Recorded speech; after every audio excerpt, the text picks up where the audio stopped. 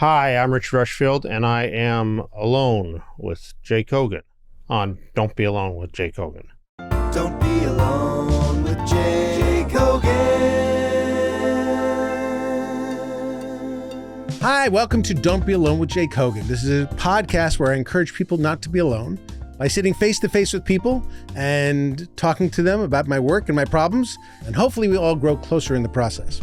I want to thank all of you for having tuned in and listening to the show. It's really encouraging to see the numbers of people who are liking it, and especially from hearing from you.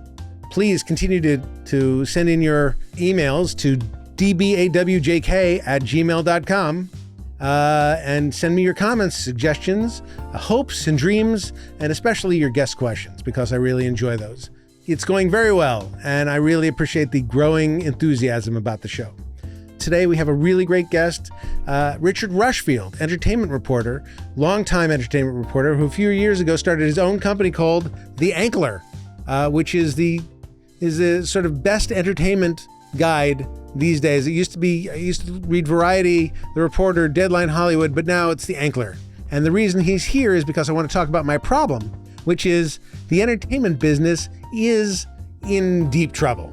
There's been a huge reversal of fortune in the entertainment business. People are not making as many movies as they used to. Many, many fewer movies. They're making many, many fewer scripted television shows. Companies are being sold. People are leaving town because there's not enough work.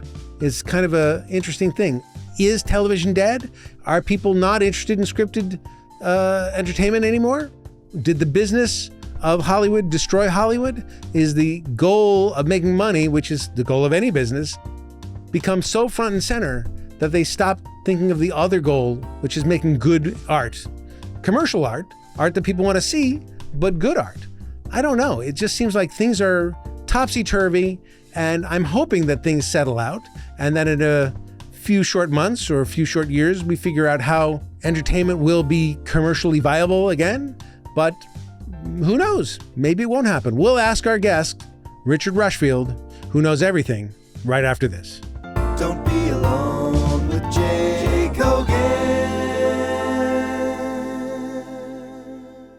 I listened to your podcast, the Ankler podcast, and you know, the thing I like listening to it because you guys are having such a fun time talking about the demise of show business. You really are just like giggling. Oh, the profits are down and nobody's recording anything. Oh, and then just like wink, wink, nudge, nudge. We're in the doom business. Yeah, it's you really great are. Time to... You really are. When I launched The Ankler, a week later, the Harvey Weinstein revelations came out. Right. And there hasn't been it's been 8 years since, and there has not been a dull week since then. Right. So it's a good time to be chronicling. I was an early subscriber to the Ankler, but not for the Harvey Weinstein part of it. Oddly enough, I didn't care that much about him. That was the first Well, we've had disasters in all sorts of categories since then. It's true. So. I will just for a second on the Harvey Weinstein thing, being a serial predator. I don't think was ever okay in show business. I think that people make it seem like there was a time when you could get away with it and be a serial predator. Like, no, you would never. It was always a punishable crime. But the idea that a mogul was called to account for their behavior, the only times that it ever happened was like if they had taken money. Like right. that was a capital crime, and that we'll find out and get you for. The thing that I'm surprised that people get in trouble now for is the Scott Rudin thing of being an asshole. See, now I think being an asshole is completely legitimate in Hollywood. You should be. There's no law against being a total jerk because there's so many total jerks. But now apparently you can't be a total jerk. I think the line is, and this has always been sort of part of the repertoire of Hollywood assholes, is when you throw something. It's so Scott Rudin had some throwing, had some projectile. I had things thrown at me. I had bosses. I was a PA on a show, and the guy who was not even the executive producer, was like an assistant associate producer, threw a coffee cup at my head and it hit a wall. And then it was just like I still had to go out and get them bagels. It was the urban legend. I don't know how true it was at CA for a long time, that the only way if you're an assistant that you get on the desk is when your boss finally assaults you. Right. So when you get something, you get a cup shattered on your head, and then you go to HR, and they say, "Congratulations, you're an agent now." That explains why I've had so many agents that seem like they had brain damage. Exactly. So that makes total sense. That's part of the path. Yes. No, I've actually had wonderful agents. I spend, we make fun of our agents, but I've had actually some really, really great agents. Well, them work very hard. Work shockingly hard. It's a hard job. Yeah. It's harder and harder these days, which is why you're here. Actually, we're talking about where the state of the state. Show business is in disarray. I would say that I listen to The Ankler week in and week out, and there's rarely, every now and then, a movie like Barbie comes out and goes, "Oh, things are everything's sunny for a second." Barbenheimer, we found the path. Let's just do that every weekend. Right, but I mean, you're very quick to remind the listeners and readers that there's no substitute for a good product. That good movies will make money and shitty movies will not make money. Yeah. It's not a formula. It's not a thing you can orchestrate. It's just start making good things and try to make good things that people haven't seen over and over and over again, like Marvel movies. I mean, the thing that has scared me in the last couple of years, both on TV and in movies, is that the corollary to that I always thought was, if you make something good, an audience will find it. Right. And I don't think that part is true anymore. You have to make good movies to do well and good shows, but not every good movie or good show will do well. Because it doesn't cut through the noise. Again, people don't automatically see it. So that's the part that scared me lately. Right. Well, I mean, it's, as somebody who tries to make things, one of the questions I'm asked when I'm pitching something is like, what makes this unique and special and will be so catchy that it's irresistible? And my answer is, I don't always have a great answer for it. It's like, well, I like this idea. Insulting everyone else and talking about how stupid everybody else is. And you're a lot smarter than they are. What has brought, let's back up. Yeah. Why did the industry fall apart? The short answer is, the not so short answer is that the tech world came, they had all this like money to spend because of low interest rates, essentially, to build these things that could flood the entertainment market with all this with all this stuff, and that led to one company, Netflix, having this enormous rise, and for the first time in the history of Hollywood, just sort of establishing a studio that was making more than any other studio was making, and chasing that. All the other studios damaged their other businesses to try to create that streaming model. There has been the cable bundle and theatrical, two very profitable, good businesses, but not meteor growth. Right, but also diminishing. Like both theatrical and cable seem to be shrinking businesses. So I can understand why big companies are saying, well, we got to shore things up by going somewhere else. Yeah, neither of them were growth business, and both of them had their own problems to start with. The theatrical business was leaning heavily on sort of a superhero tentpole model before that wasn't Netflix's fault that they went all in on that direction, and that really kind of shrunk the possibilities of what film was. But they were going for the big swings, the $200 million movies, so that they could make the $1 billion movies, and that was in response to, I can't help but feel it's in response to stockholders, to being corporately, to be owned, and every quarter having to report to your stockholders. Yeah, I mean, Robert Iger, I've heard in leading up to that, before they announced Disney Plus, they had this enormous hold in the box office. They had like over 50% of the box office was Disney films. No studio's ever had that kind of dominance before. They had their cable channels, Disney Plus. They had all these other things going. They had ESPN, and their stock was just flat. The stock did not budge through any of this at a time when Netflix was soaring and exploding, and their stockholders said, "Well, we want to be that." I mean, go invest in Netflix then. I mean, Disney seems like Netflix seems like a company that may be here in 50 years, but may not be here in 50 years. Disney seems like a company that would absolutely be here in 50 years. So what is at the core of your company? At the core of Netflix is subscriptions. At the core of Disney is, I took the kids to Disneyland recently, and like the number of characters that they have relationships with, from Marvel and to Star Wars to Doc McStuffins, Right. And I dated Doc McStuffins for a short while. Yeah. Yeah, that's why I don't want to talk about it. But yeah, I hear she's difficult, but and she's a lot to handle, but worth it. That's what I like to say. The best ones always are. Yeah.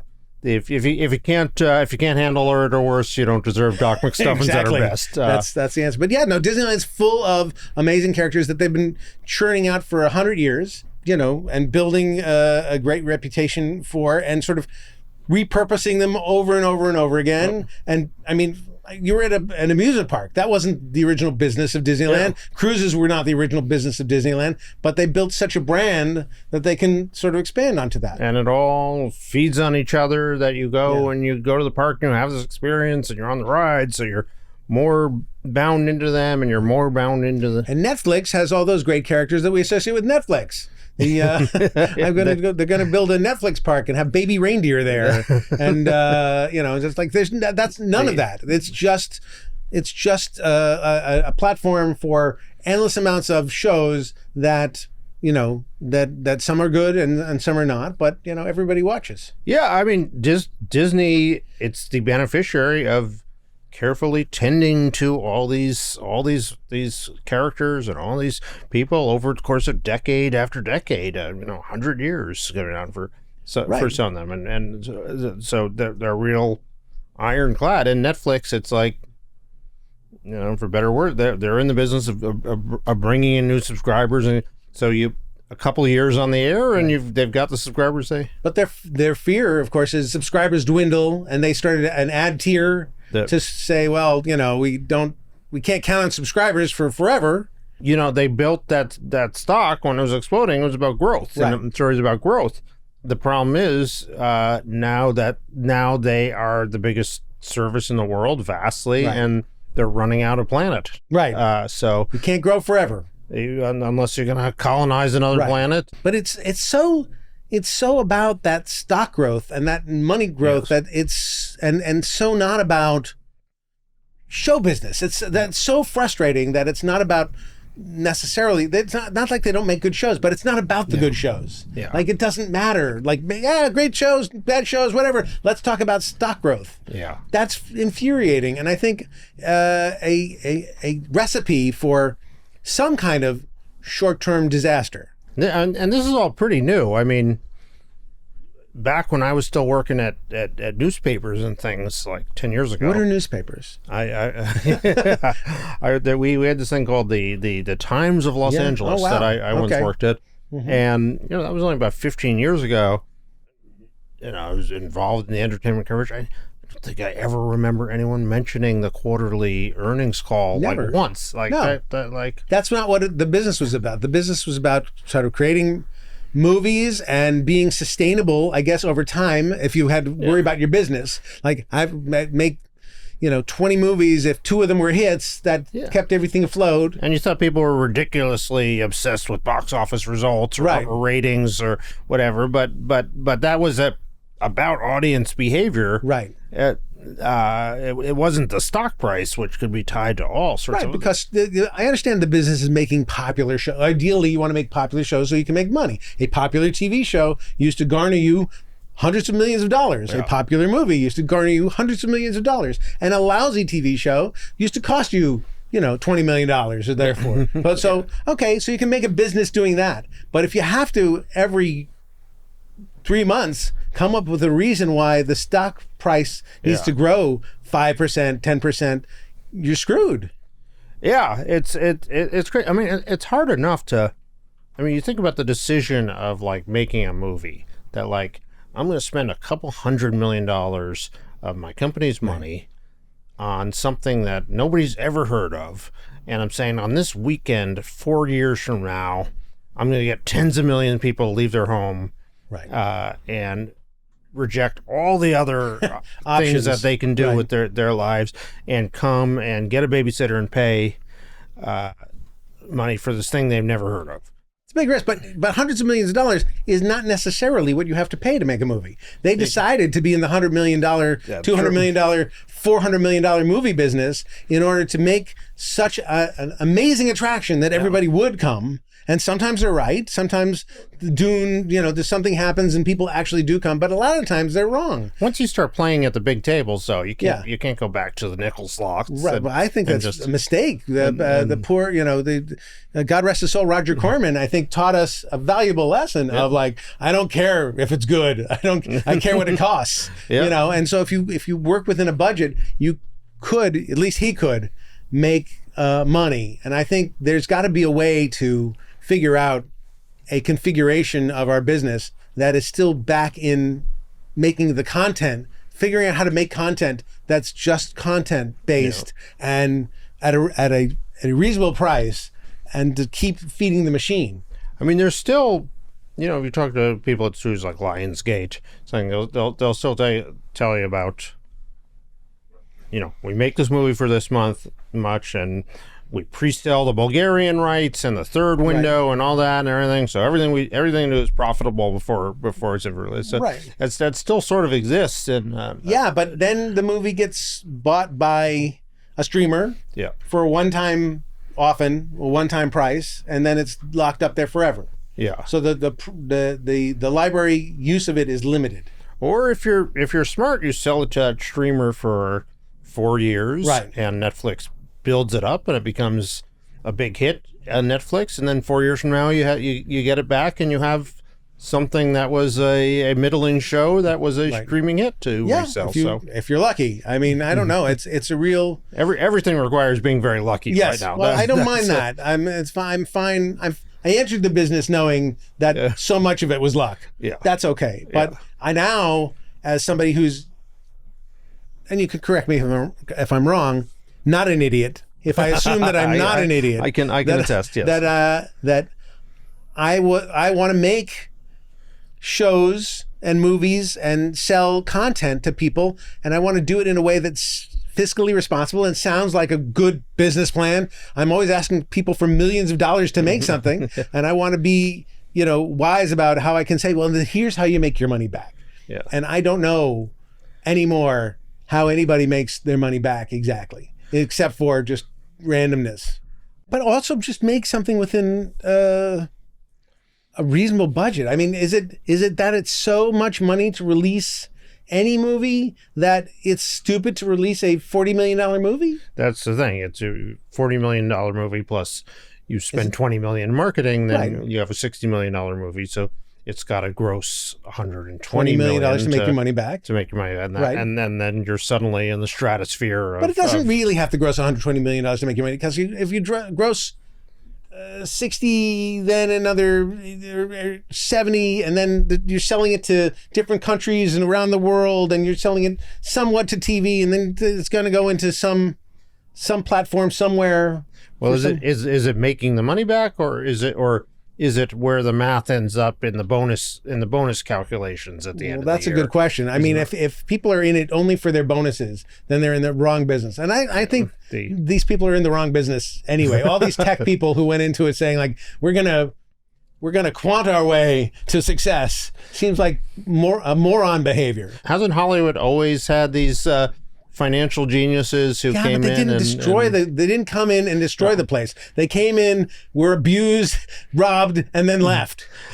These people are here and they're trying to change things around. I know I can't say the name, but it's a giant tech mogul that you've heard of. When he first got involved in Hollywood, commissioned his people to do a study of how much would it cost for me to get all the Oscar nominations. That I don't want to just Right. get a Oscar Right. nomination, but I All of want them. all of them Right. to be for Mike. And, Right. and they did the math on that, and they found out, and it was too high even for a. For the billionaire. To What was that price? What was the, if you want to get all the Oscar nominations, is it I like mean, you have to first. I guess you got to figure first of all. the cost So of you making look the at movies? this last year. So if I made all the movies that were Right. nominated, plus I've got to make the 30 below there that were possible Right. contenders. So Right. so consider that. Right. And then I have to do that whole circuit of advertising and making sure that people know, and how much does it cost to buy a Golden Globe these days, Yeah. so that people will then consider it for the Oscars. But they did the study, and they gave him a dollar amount. Always said that the business of Hollywood isn't selling movie tickets or advertisements or getting people to watch it. The business of Hollywood is creating a very glamorous world so that every billionaire in the world one day wakes up and says, you know what, instead of doing this, making this app that Right. helps you trade money 15 seconds faster than the other one, I should be making movies and I should be casting them, because those idiots are just making a mess of it. And if they got a genius like me, Sure. and what they picture is themselves on the stage at the Dolby Theater, Right.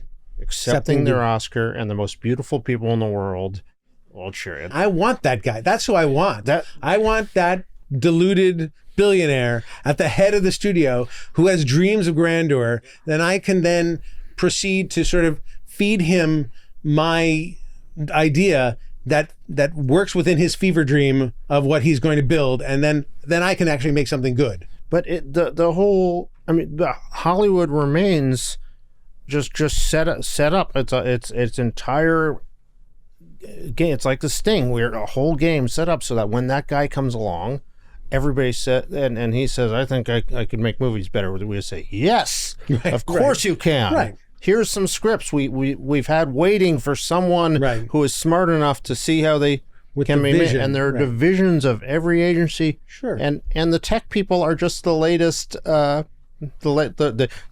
these people might do a great deal of damage before they realize they what's going on here. Right. That they're being taken for a ride. I think they are. I think they've already done a great deal of damage. I think that the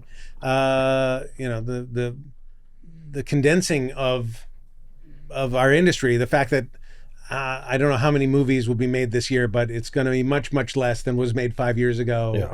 And you know, that TV shows, also scripted television, seems to be few and far between. Well, another big thing in all this is that all the networks and all the streamers, there was this arms race with kind of the mega showrunners, the Dick Wolfs and Greg Berlanti's and everything. And as they've pulled back, they still have those deals, so they've kind of clogged up what's left with those deals. So they're locked into like each network, NBC has a very limited number of scripted hours, and they're almost all controlled by Dick Wolf now. Right. So at some point they say, like, maybe we shouldn't just be the Dick Wolf network. We have to do some other Although things. it's been lucrative. The Dick Wolf Network has done well for them, and those shows seem to find a life outside of NBC, which means that somebody's making money on them afterwards. But you've got to diversify your offering. I would at think some so. Point. I would think so. I mean, I don't blame them. I mean, I know everyone I know watches Law and Order, or some form of it. One of the many, many Law and Orders. Everyone I know watches, and many, many people watch Everyone the has Chicago Med and Chicago Shoe and whatever else there's a Chicago thing. People watch those things. And Bridgerton is doing very well for Netflix there. But Is it?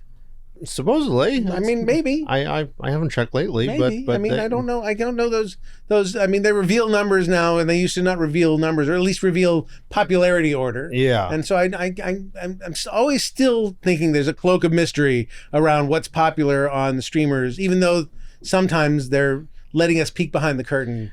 And I feel like we have a basic sense of like we might not know exactly, and this one might be doing 20% better than we thought, but I think we kind of know. Bridgerton is not nearly porny enough. I'm going to say that right now. It says the promise of being salacious, but it does not deliver. Yeah. It does not deliver.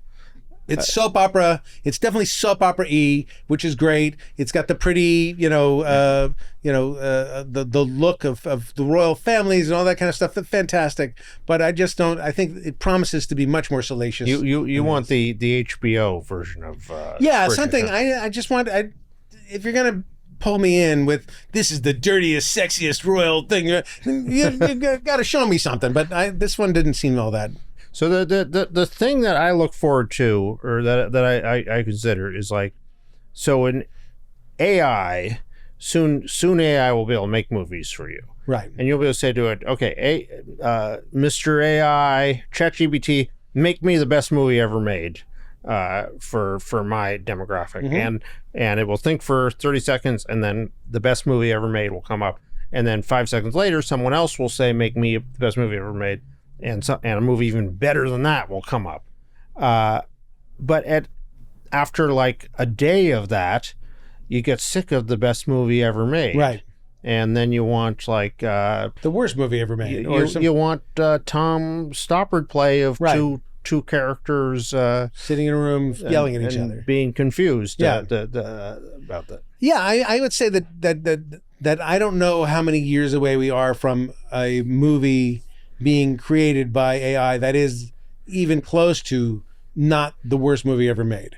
Because as somebody who's lazy, believe me, I'm checking out what can AI do, and AI can't do much right now. Now I know technology comes at an exponential rate, and we'll see something great, but the way it seems to be working is AI decides that the thing that's the most watched or seen thing is the best thing. Yeah. So the thing that you've seen the most of is what they will give you for the best movie ever made. Not the movie not the idea that's off to the side that nobody's ever thought of.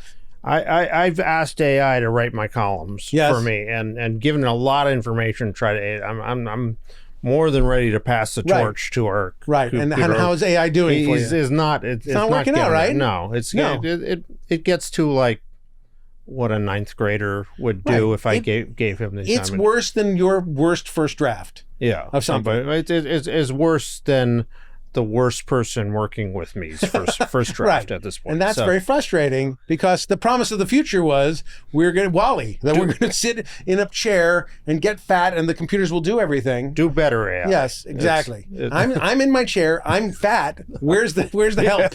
Where's the help? I'm ready to exactly. I'm ready to let our computer overlords let's embrace it.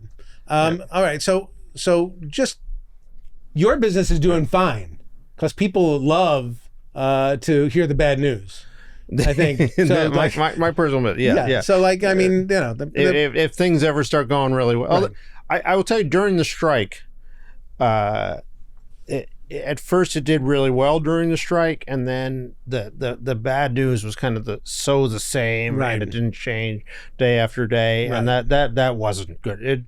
You need to keep giving us new... You need to roll it over. I understand. Yeah. Well, that's the same problem that CNN has, which is, you can't just keep feeding everybody the same stuff. Exactly. Even though it's empty calories, that's fine. Yeah. Just give us new empty calories. If you have a missing plane every single day, then... Yeah, that's got to be good. But I mean, there was no one, as far as I know, there is no prognosticator of the business as pessimistic as you. You are famously pessimistic. And yet, I don't find you as a particularly dark soul. No, because I'm hoping for the best. My worst forecasts, I would love for them to be wrong. Right. And I'm rooting for the industry to survive. And right, because you've loved movies and you've loved TV shows. There's a reason probably you went into entertainment. Yeah, I grew up here, right? like yourself, around local boy, and industry town. So exactly. You don't want to supervise the demise of the industry. Going in as a child to put my hands in the cement at the. But just in case, is Ankler looking at other businesses to be prognosticating over other than the entertainment business? Unfortunately, I don't. I've asked myself this many times. I have no other skills or knowledge, so I'm a okay chef. I'm just saying. Okay, home chef. It's okay to do a food column, a little bit of real estate column, healthcare. Should be like the ins and outs of healthcare. Just look at it. Consider. I mean, the unique thing about about entertainment is that you can cover it without knowing any math. You can cover the entertainment business without doing. So I think if I were to go try to learn the pharmaceuticals business, Right. like someone would say, oh well, you've got to multiply the EBITDA by Right. the Yeah. ARPU and then I'd be out. But here I can just talk about like, so people seem tired of sequels. Yeah. Well, that's true. I mean, that, and I, there's something about commerce and art that covering that as a business is kind of interesting to me, because art matters. Still, art matters. Every now and then, Barbie was good, not just because it was based on a doll. It was good because it was good. It was good because it was art. So they had something to say. They said it well in a unique visual style with a certain kind of sense of humor that AI could not duplicate if they wanted to, because you hadn't seen that movie before, right? You hadn't seen anything even really close to that movie. There's a lot of really good choices that go into it, and the thing that makes movies bad is a lot of really not good choices sometimes go into it. Yeah. Now, it's the same energy that goes into making the good movie and the bad movie, but that's the magic of the movies. We don't know what it's going to be until it's over. Yeah. No, I believe this, and I believe you look at a great era of painting, say, and if you produce 2 masterpieces a year, that you look back, that is a golden age. Right. So, but you have to do a lot of paintings to find those 2. Right. And I think that the world would be hugely poorer place if Hollywood were to go away. And we were just to be TikTok. I love TikTok. I enjoy it. Well, Hollywood seems to be definitely contracting, and that people who work in Hollywood are going away. Lots of people moving out of town. Lots of people just saying, "I've had enough," that they can't survive. So it's a really sort of dark time for people. I mean, unfortunately, so, and I think a lot of this is the pullback from the streaming bubble. But then there's the systemic things we talked about a lot during the strike of just how do you make this a livable profession, right, for and what that's what I worry about, that there's not kind of the industrial base of it that takes care of, okay, we need a pool of 20,000 writers who are skilled at all that, and they need to be able to keep living so that we can call them in at midnight to take our stupid notes and all that. Right. Yeah. The infrastructure of things, and instead of going piecemeal and just saying, well, there's talent everywhere, we'll find talent everywhere, which there is. Yeah. By the way, there is talent everywhere. Absolutely. The most talented people in the world aren't necessarily happen to be in the 310 area code. Yeah. They're just people who have tended to flock here when they thought they had some talent, and they were sort of hanging around, seeing if the testing their mettle. But it's a tragedy of the commons. It's like it's not any one studio's responsibility to make sure this whole ecosystem exists for everyone, and they can't seem to, and they're all competitive on stock value and everything, or just trying to sell themselves. Like it's like Paramount. Did Paramount ever get bought? They're still talking about it. Okay. Would you buy Paramount if you could?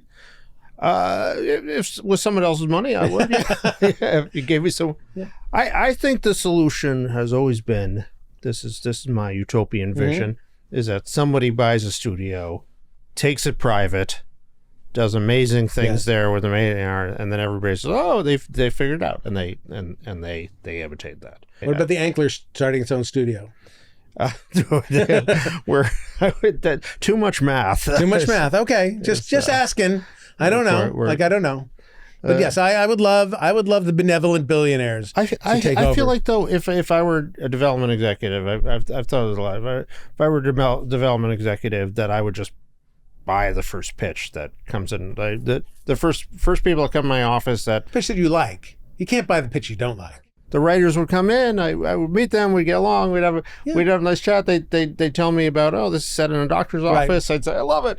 Doctor's office, terrific. Let's do it. I guess so. And I mean, give them all our budget. You'd have to. There's some part of you that has to say, I like this, or I see this, and I see the vision here. It can't just be like, oh, they were charming in the room, and they didn't drink too much of the bottled water, and so I'll give them. Just think I'd get into the spirit of it, Yeah. and spend all the money at the first meeting. Yeah, don't spend all the money. That's the other trick. Is do not spend all the money at the first meeting. But we'll see. I have hope that Hollywood sort of regains its footing a little bit, and that more scripted things will be in the offing, and that that people, there's an appetite. I still see there's an appetite. Even on TikTok, I'm seeing scripted things, really bad scripted things, but scripted things going on all the time. And it's like, well, people are watching these dumb scripted things that are separated into 5 parts. The most banal story of somebody who is arrested for the wrong reason, or racist. Somebody who's a racist mistakes a billionaire for just a poor person, and then it's discovered he says, oh, you're actually my boss, I didn't know. Yeah. It's like I've seen 40 of those, and I get a lot of sitcom clips, and I get a lot of Monty Python clips. And who gets paid for that? I don't think anybody. What's the name of the company? TikTok? ByteDance? Yeah, exactly. So they get paid. So it's very strange. Yeah. Oh well. Well, I have a question for you from a listener. Yes. Now it's time for listener mail. This is from a listener who didn't know it was going to be going to you. Oh, my apologies to this listener. What is a favorite memory you have with a friend, and why is it special to you? Favorite memory with a friend? I know. Pretend that you have friends. To start with that. Well, now we're friends. We're friends. No, I was about to say. Okay. My favorite regular memory is our poker game. Am I allowed to reveal that? You can. We can. Poker comes up a lot on my show. See? The fact that I play poker with people comes up a lot, and I play in many different games. But oddly enough, one of the games I play in is with a group of friends who you're amongst that group of friends. And I love that game. I look forward to it so much. Occasionally, I'm even allowed to leave my house to go to it. That's right. And I sit there with guys that are great guys and laugh my head off for 3 hours. And what is it about that experience? Because we play for very low stakes in that game. I believe the buy-in is $20. Yeah, I've probably lost maybe $30 one night. So it's not money. We're not playing for money. We also play very stupid card games in that game. So it's not skill. But we take them very seriously too. We don't just bid up like crazy. Like people, we're trying to win. But we also spend most of our time joking with each other. Yes.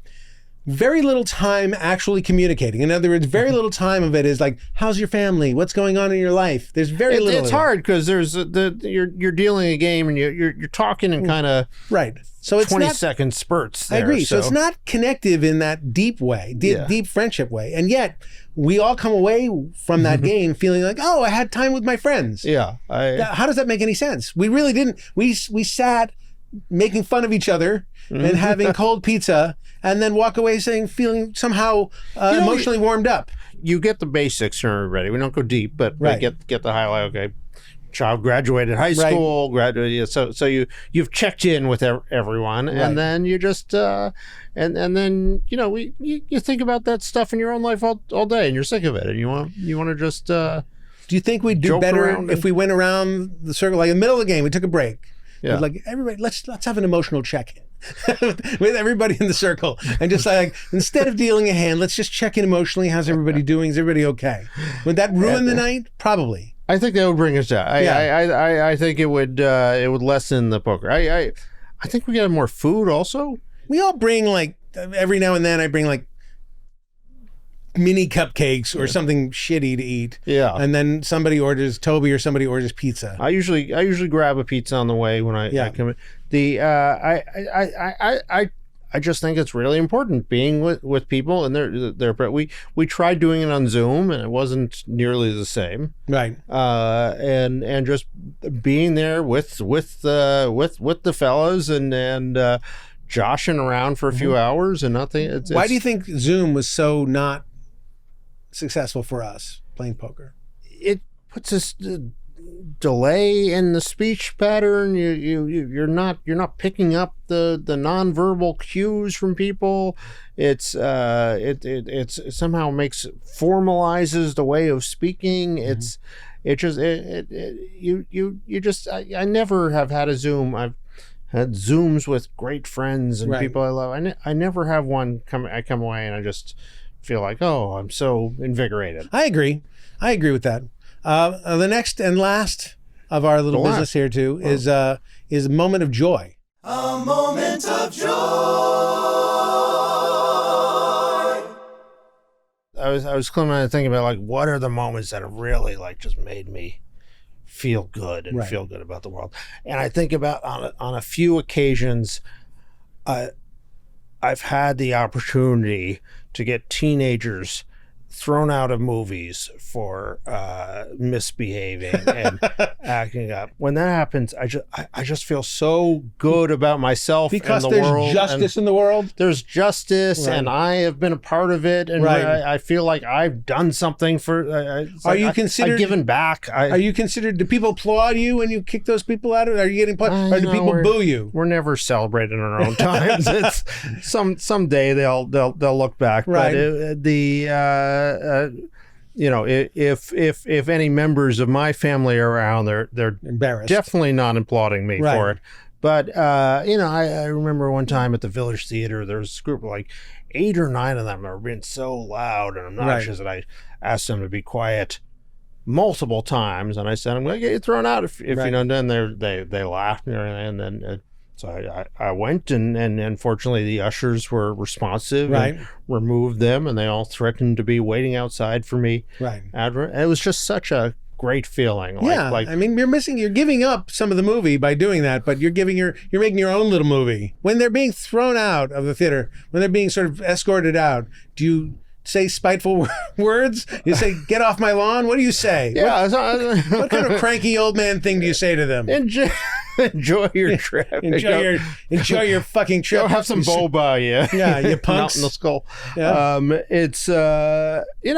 Movies are a special thing, and and the arts are what separates us from the animals, and ability to concentrate, and these hoodlums come and destroy destroy for others, and I think they'll go and tell the story about how they were thrown out, and it will pass. It's like paying it forward. Right. Do you think those people were quieter the next time they went to the theater? Can you imagine? You hope in your dream of dreams. So this is what happens when you quiet people at theaters, and then they get a little louder. Right. They get louder, and then they get quieter. Okay. So I'll bet the next time they went in, they were even more obnoxious at first, and then it sunk in, and they're like, "All right, we don't want to have to." I'm glad that you get joy from that, and you have something, a go-to. Even when your kids grow up, you'll still have that.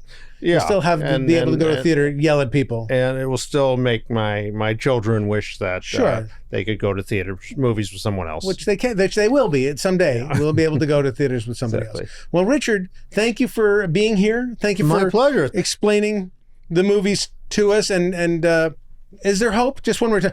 Should I give up show business, or should I hang in for a little bit longer? I think there is hope. There's a chance. There's hope. Okay. There's a chance. I wouldn't say there's great odds. Not great odds. Okay, so the odds are not zero. I shouldn't give up my podcasting dreams. Stick with it. Let's see. Or there's hope that society will figure out some retirement plan for you and I. Well, I'll be following you on the Ankler and waiting for when I'm do something worthy of an interview, because I haven't done it yet, but at some point I will do something worthy of being interviewed by the gang at the Ankler. You're welcome amongst us. I appreciate that. Thank you for joining us, and thank you for joining us on Don't Be Alone with Jake Hogan. Please don't be alone. Spend some time with somebody interesting. Enrich your life in person, maybe not on Zoom, and I'll see you next time. Don't be